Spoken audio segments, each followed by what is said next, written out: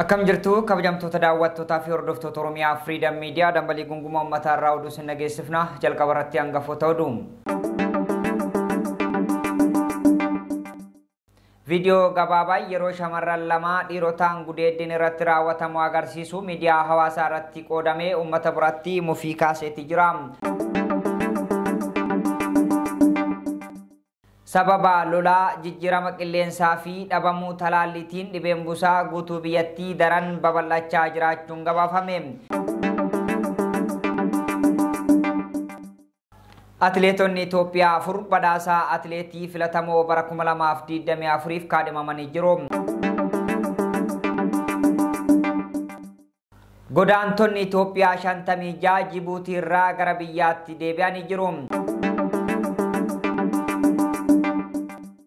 Oduu kennaa ibaatiin hoogganaan olaanaan Iraan Ayatollah Al-Khamenei akka jedhanitti haleellaan Israa'el halkan jimaataa Iraan irratti raawwatte garmalee harbeessuun yookaan immoo gadxiqqeessuun hin qabnu jedhanii jiru. Oduu isin dhageessisuun keessi wajjin turaan Jibriil Muhammadii amma oduu bal'inaan. Viidiyoo gabaabaa yeroo shamarran lama dhiirotaan gudeeddiin irratti raawwatamu agarsiisu miidiyaa hawaasaa irratti qoodamee uummata biratti mufii kaaseeti jira. Viidiyoon gochaa kana agarsiisu kun eessattii fi yoom akka raawwatame wanti mirkanaa'ee beekamu baatus fayyadamtoonni miidiyaa hawaasaa waliif qooduun gocha kana balaaleffachuu kan eegalan guyyaa kaleessaa yoo ta'u gochi kun godina Wallaggaa Lixaa keessatti akka raawwatames kan akeeku jiru. Dabalataa gabaasa kana akka itti aanutti isiniif dhiyeessa.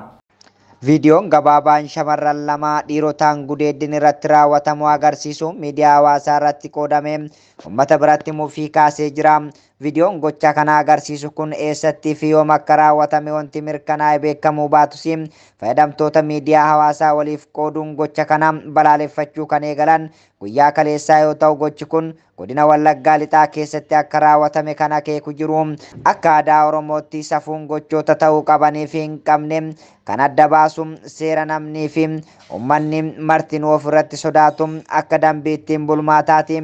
Wantoonni adda baabaatti baafamanii agarsiifamanii fi hin agarsiifamne jiraatanillee ammayyummaa fi miidiyaa hawaasaa xiqqaa fi guddaan fayyadamu kanatti dhimma bahuudhaan wantoonni safuu hawaasichaa cabsanii fi xiqqeessan hedduun wayita raawwatamu mul'ataa jira.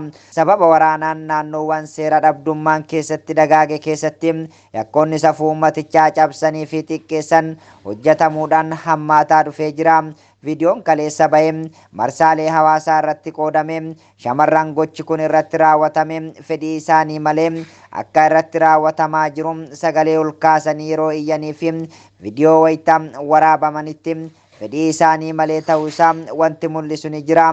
Viidiyoo waraabamaa jira yoo waliin jedhan sagaleen isaanii ni dhaga'ama. Haa ta'u malee shamarran kun maqaa dargaggoota gudeedaa kana irratti raawwatanii turanii yeroo waaman viidiyoo sana irratti kan dhaga'amu dargaggoonni fi shamarran kunniin wal beeku kan jedhanis jiru.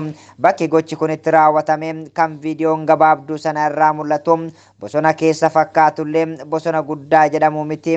Gama biraatiin dargaggoonni gocha kana gareedhaan yeroo raawwatan viidiyoo kana qabatanii shamarran kun akka hin himanne ittiin doorsisuu yookaan immoo viidiyoo kanaan doorsisanii irra deddeebiidhaan gocha gudeeddii kanaas irratti raawwachuudhaaf ta'uu mala kan jedhanis jiru. Garuu fedhii isaa ta'uu humnaan gocha akkasii safuu fi duudhaa uummatichaa kan cabse ta'uu bira darbee haleellaa saalqunnamtii dubartoota irratti raawwatamuudha jechuun balaaleffatamuutti jira. Gochi kun waan safuu uummatichaa cabse abaaraa fi jibbiinsa waan ta'eef qaamonni gocha kana raawwatan adamfamaa seeratti dhiyaachuu akka qabanis namoonni adda addaa gaafachuutti jiru. Sababa lolaa jijjiirama qilleensaa fi dhabamuu talaalliitiin dhibeen busaa guutuu biyyattii daran babal'achaa jiraachuun gabaafame. Itoophiyaa lolli jijjiirraan qilleensaa fi akkasuma dhabamuun talaallii dhibee busaa daran akka babal'atu taasisaa jiraachuusaa New York Times gabaaseeti jira. Guutuu gabaasa kana xubaabunee akka itti aanutti isiniif dhiyeessiti. Sababoota lolaa jijjiirama qilleensaa fi dhabamuu talaalliitiin dhibeen busaa guutuu biyyaatti daran babal'achaa jiraachuu gabaafame. Itoophiyaa lolli jijjiiramni qilleensaa fi dhabamuun talaallii dhibeen busaa daran akka babal'atu taasisaa jiraachuu gabaafameera. Akka gabaasa taasisaa jiraachuu New York Times gabaaseera. Akka gabaasa miidiyaa kanaatti hanga dhuma fulbaana bara kanaatti namoonni miliyoona 6.1 ta'an dhukkubichaan faalamuun 1,083 lubbuun darbeera. Akkasumas bara 2023 garuu namoonni miliyoona 4.5 faalamuun 469 dhukkubichaan du'aniiru. Tatamsa'inni dhukkubichaa ji'oota itti aanan kan bokkaan darbee roobu keessa weerarri daran babal'achuu akka danda'u gabaasichi eereera. Naannoon Oromiyaa keessumaa godinni Wallagga Lixaa lakkoofsa namoota qabamanii hedduu galmeessisuun eerameera. Godinni Wallagga Lixaa godina lakkoofsa dhukkubsattootaa hedduu itti galmaa'edha. Iddoon kun sababa wal dhabdee humnoota mootummaa fi waraana bilisummaa Oromoo gidduutti taasifamuun wal qabatee tajaajilli fayyaa fi gargaarsa namoomaa danqameera gabaasichatu jedhe. Duubatti deebi'aa jirra waggoota 10f duubatti deebineerra. Giddugala qorannoo Armaa Urhaansanitti saayintistii qorannoo sagantaa busaa Fitsum Taaddasaatu jedhe. Maxxantuun dhibee busaa daddabarsituu qoricha dandamachuu danda'uun ishee babal'achuu dhukkubichaaf sababa ijoo ta'uu dubbateera. Lakkoofsi namoota dhibichaan qabamanii guddaan naannoo Oromiyaa iddoolee mootummaa fi woboo walitti bu'aa jiranitti galmeeffamu Dr. Fitsum wabeeffachuun gabaasichi ibseera. Lolli qaamolee lamaan gidduutti gaggeeffamu lammiilee nagaa miliyoona 1.5 qe'eerraa akka buqqa'aniif sababa ta'eera. Weerarri kun gara biyyoota ollaa Itoophiyaatti argamanitti ni babal'ata jedhamee akka yaadamu eerameera. Lolli biyyattii keessatti gaggeeffamaa jiru sirna fayyaa garmalee dadhabsiisuun ibsameera. Weerarri dhibee kun gara Suudaanitti ce'uu akka danda'us tilmaamameera.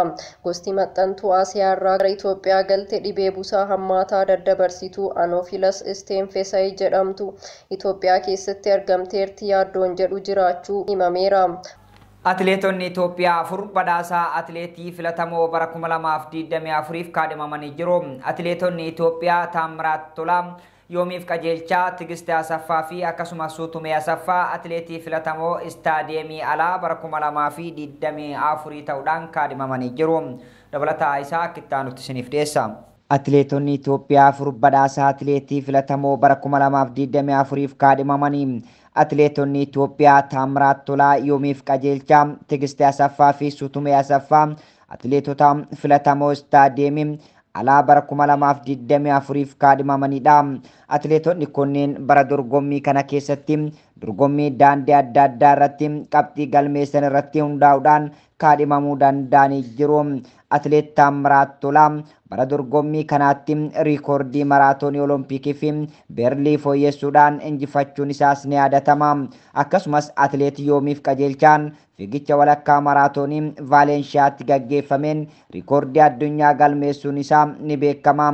Gama biraatiin immoo atileetonni Itoophiyaa Tigist Katamaa fi akkasumas Suutumee Asaffaa akkasuma atileetii Neezerlaand Siifan Hasan badhaasa kanaaf kaadhimamuu isaanii odeeffannoon atileetiksii addunyaa irraa argame ni mul'isa. Godaantonni Itoophiyaa 56 Jibuutii irraa gara biyyaatti deebi'anii jiru. Godaantonni 56 karaa Jibuutiin qaxxaamuruudhaan gara biyyoota abbaa giddu galeessaa keessumaa gara Yaman deemuudhaaf kaayyoo qabatan biyyaa bahuun haala rakkisaa keessa turan gara biyyaatti deebifamuun ibsamee jira. Dabalataa gabaasa kana Naafiyaad Muhammad akka itti aanutti isiniif dhiyeessa. Godaantonni Itoophiyaa 56 Jibuutii irraa gara biyyatti deebi'an. Godaantota 56 karaa Jibuutii qaxxaamuruun gara biyyoota abbaa giddu galeessaa keessumaa gara Yaman deemuuf kaayyoo qabatanii biyyaa bahuun haala rakkisaa keessa turan gara biyyatti deebifamuu ibsame. Jibuutitti imbaasiin Itoophiyaa dhaabbata godaantota idil-addunyaa waliin ta'uun godaantota kanneen xiyyaaraan gara biyya isaaniitti deebisuu beeksiseera. Daandiin Itiyoo Jibuutii Yaman balaa garmaleedhaan kan guutame ta'uu irra darbee sababa daddabarsitoota seeraatiin lammiileen hedduu guyyaa guyyaan du'aaf saaxilamuu imbaasichi ibseera. Baatii tokkoon dura qarqara galaan Jibuutitti bidiroonni lama godaantota 320 fe'anii turan dhindimuun godaantonni Itoophiyaa 48 lubbuun isaanii darbuun ni yaadatama. Bidiroowwan kunneen kan dhindiman kaaba lixa Jibuutitti naannoo Angaaritti qarqara galaan irraa meetira 150 fagaatanii akka ta'e ibsameera. Dabalataan eebla 2024 keessa bidiruun baay'inaan godaantota Itoophiyaa feetee qarqara Yamanitti dhidhimte yoo xiqqaatee namoonni 38 du'uu gabaasuun keenya ni yaadatama. Dabalataan waxabajjii darbee bidiruun irra caalaa godaantota Itoophiyaa fi Somaalee feetee erga qarqara galaana Somaaliyaa irraa kaatee booda dhindhimuun lubbuun namoota 49 darbeera. Oduu kennaa ibaatiin hoogganaan olaanaan Iraan Ayatollah Al-Khamenei akka jiranitti haleellaan Israa'el halkan jimaataa Iraan irratti raawwatte garmalee harbeessuun yookaan immoo gadxiqqeessuun hin qabnu jedhanii jiru. Hoogganaan kunis yeroo biyyi isaanii haleellaa Israa'eliif haloo ba'uu dandeessi jedhamee tilmaamni adda addaa kaamaa jirutti haasawaa of eeggannoo guddaa qabu kana taasisanii jiru. Dabalataa isaa Xuubaa Bunee akka itti dhiyeessiti. Hoogganaan olaanaan Iraan Ayatollah Ali Khamenei akka jedhanitti haleellaan Israa'el halkan jimaata Iraan irratti raawwatte garmalee harbeessuu yookiin gadi xiqqeeffamuu hin qabu jedhan. Hoogganaan kunis yeroo biyyi isaanii haleellaa Israa'eliif haaloo ba'uu dandeessi jedhamee tilmaamni adda addaa ka'aa jirutti haasawaa of eeggannoo guddaa qabu kana kan taasisan. Haleellaa Israa'el raawwatteen xiqqaate loltoonni 4 kan jalaa ajjeefaman Iraan biyyattiin waraana hin barbaaddu ture amma garuu deebii sirrii kenniti jedhan pirezidaantiin biyyattii Masood Pezeshkian.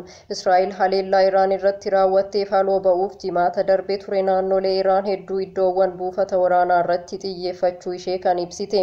Xiyyeeffannoon kun bakka misaa'ila baalaastikii gara 200 ta'u kan onkololeessa tokko gara Israa'elitti irraa dhukaafame dabalatee akka ta'e seerameera. Ministeerri muummee Israa'el Beniyaamin Netanyahuun haleellaa kanaan Israa'el sirna ittisa qilleensaa fi oomisha misaa'ilaa Iraan laamsheessite jedhan.